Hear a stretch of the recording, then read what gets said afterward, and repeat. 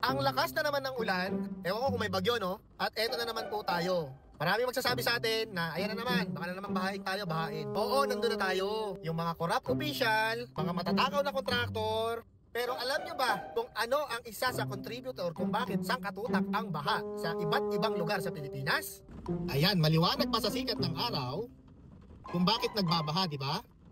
O tapos magrereklamo tayo ngayon.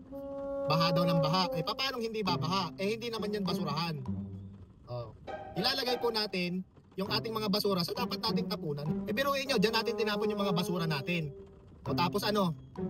Diba? Ayan o. Hindi naman po yan basurahan. Pagkatapos, yung mga drainage natin, mababarahan. Yung iba, kung magwalis, doon dinadala sa drainage imbis na damputin yung basura. Anong tendency? Babara.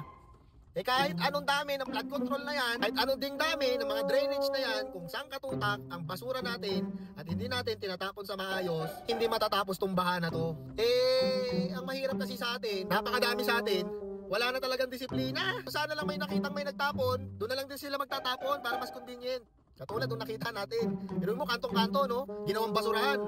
Tapos hindi rin dinadampot ng kung sino man dapat ang dumampot niyan. Hanggat nandyan yung mga yan, yung mga kontraktor na masisiba, yung mga politiko na mga buwaya, yung mga Pilipinong walang disiplina, hindi matatapos ang baha sa bayan natin.